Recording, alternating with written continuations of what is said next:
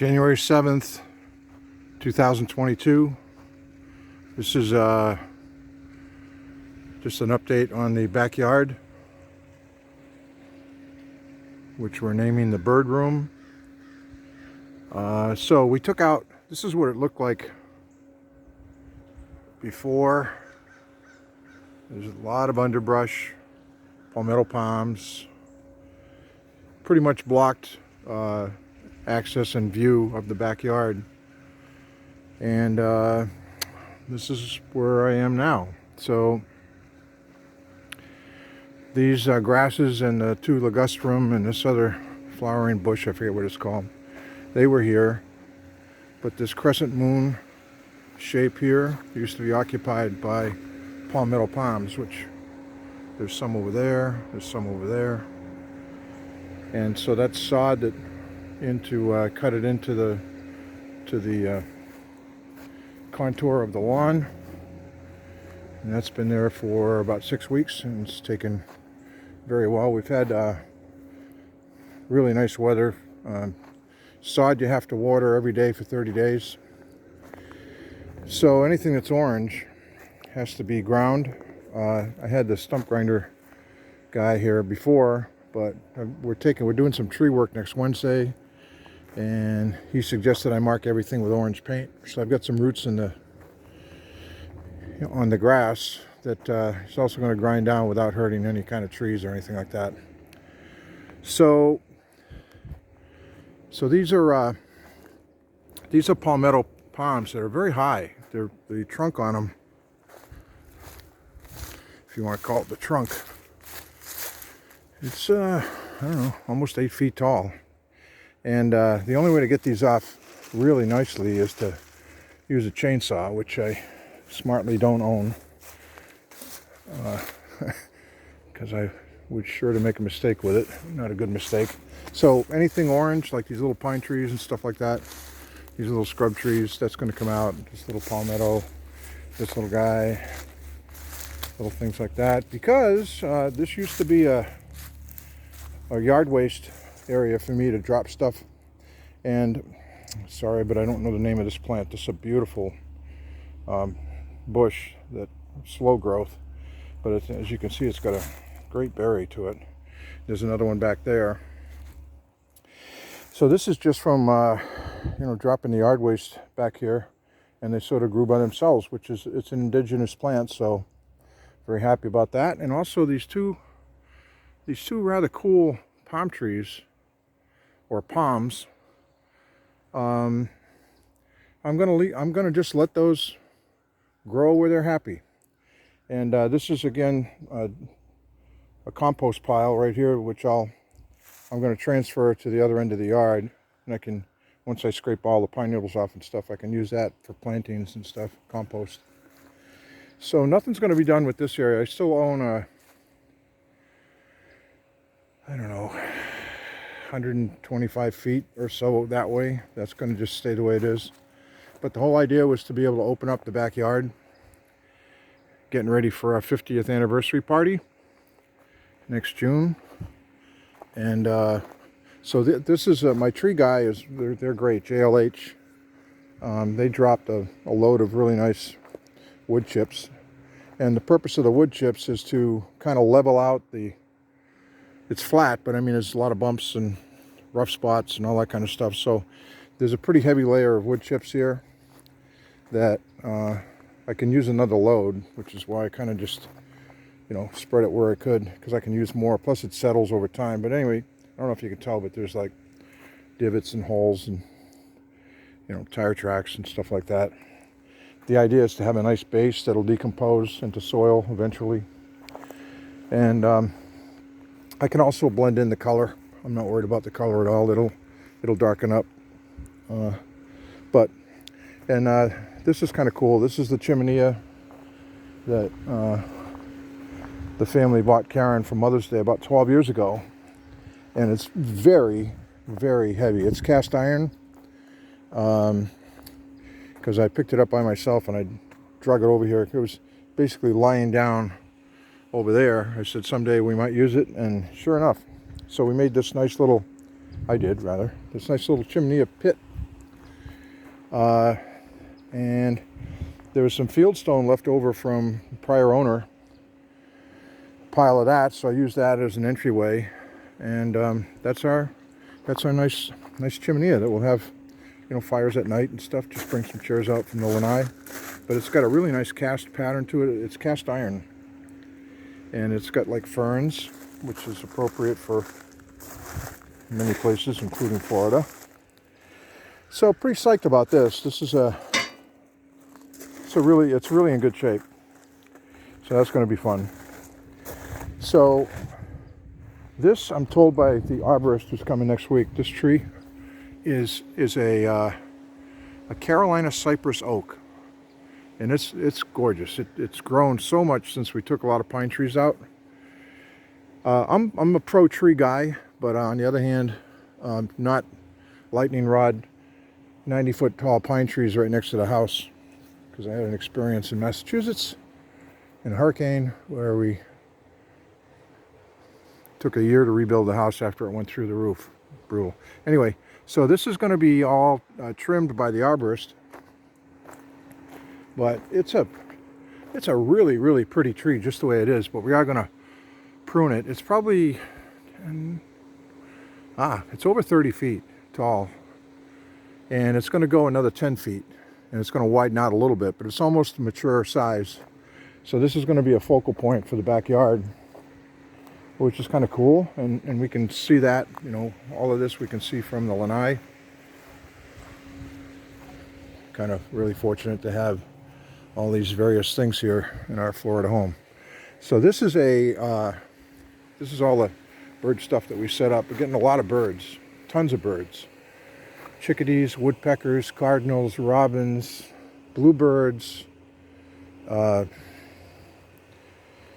finches. I mean, tons of birds. Anyway, so this was a tiny little tree before we took out a couple of pine trees which were kind of blocking it, and now it's a good almost 25 feet, probably 25 feet, and it's really nice because it's straight. You know, live oak trees in Florida tend to have a lot of bends, but this is a good place to have a straight tree.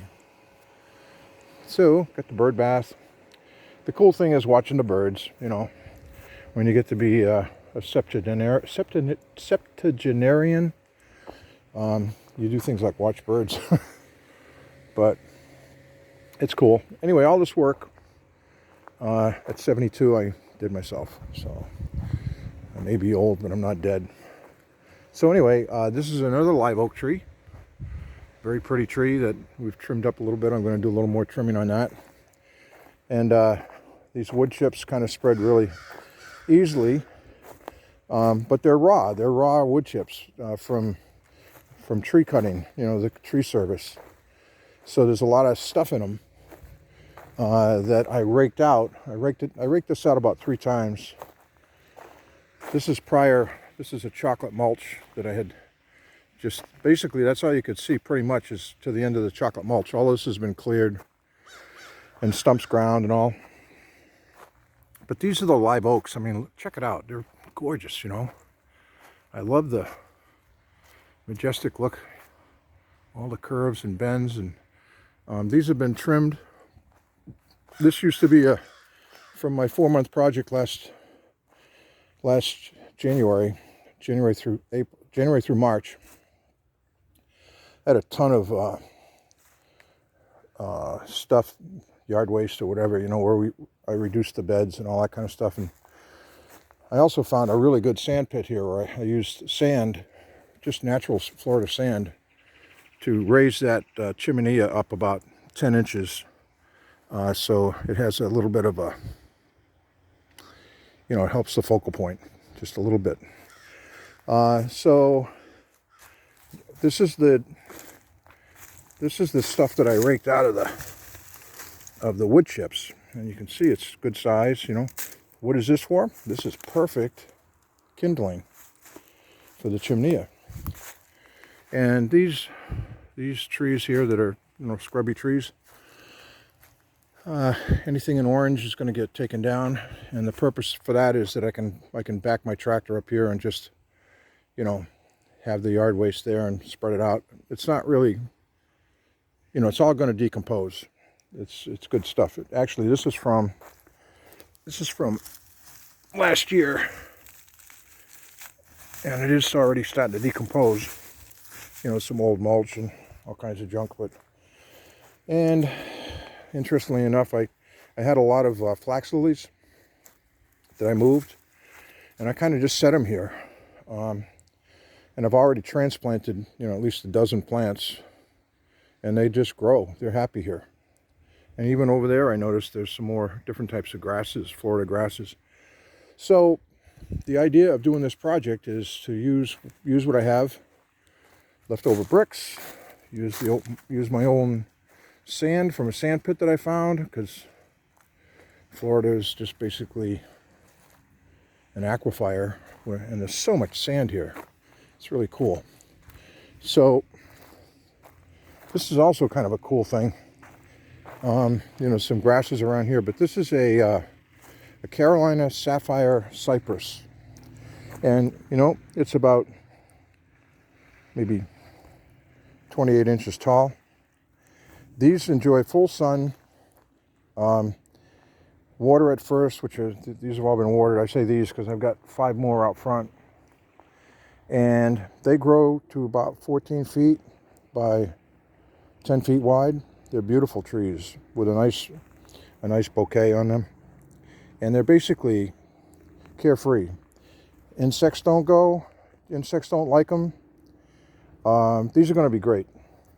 And the goal is to see them grow. That's my goal. So over here, this is save some sand. This is just as taken out. I mean, this is nice stuff. It's got a little bit of clay in it, so it holds form. I used it to set the stones for that tiny little pathway, that fieldstone pathway.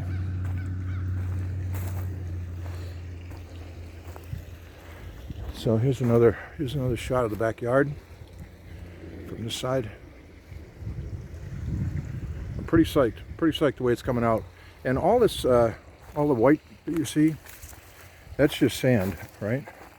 But I don't know if you can tell, but like from here to here is about 3 inches. And the idea is to kind of level everything out with a base chip material. And all this is going to be done the same way as over there with the chips. I just ran out of chips, so I need another load. That's about 14 cubic yards over there. And I think I can get by with one more load, 14 yards over here. And it's, for anybody that's thinking about using it, keep it away from the house. It's the only rule. And it's really inexpensive and easy to rake and easy to pitchfork and all that kind of stuff. Well, we have a little crow over there who's checking out the 5 Carolina sapphire cypress trees that are very nice. They're growing really well. Just about all done with the need to water. That round tree is an experimental topiary from a live oak. So it's really a stiff tree. I mean, the branches are super stiff, but you know, just turning it into a ball basically. It's kind of cool.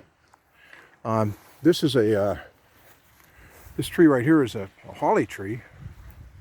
Beautiful, gorgeous tree. This was planted in 2008, and these are the holly berries. Very nice. Birds love this stuff. So as we look out the front, that one in the corner, that's a holly tree that's been trained. You know, I do the cutting and so forth, the trimming. And the two round ones out front that have kind of a flatter top, those are weeping yopons. Those are really cool trees. We have a nest of mockingbirds, at least one nest that's in there right now, and they're in the process of making other birds. Pretty cool. So they're happy. Those guys, I actually have conversations with them, and you know, I'm just kidding, but You don't know who I am, but anyway. But they sing away, man. Especially when the babies are born. One of them just gets on top of the tree. I don't know if it's I think it's the male, but I don't know. And just sings all day long to celebrate new life. It's really, really amazing, really cool. So we have plenty of big pine trees. That's a big tree. 2 big trees right there, huge. 90 feet. Some of the other trees that I've had taken down that are less mature were 75 feet. Like this tree is probably 80 feet, 85 feet, something like that. But you can see we got a lot of pine trees. And, you know, they are what they are. I mean, we have a lot of pine trees. A lot. We have an association here, and there's a rule of what's the minimum amount of trees you need on your yard and all that kind of stuff. And we took out, don't call me a tree hater, but various size trees, probably 200. But I still have well over 100 trees in the yard, and you know, I think you need like 25 or something like that. So that's it. Just one last look at this project as I continue to work on it. Very happy with the depth and trying to create balance and trying to do it naturally. And anyway, so signing off. Happy New Year, everybody.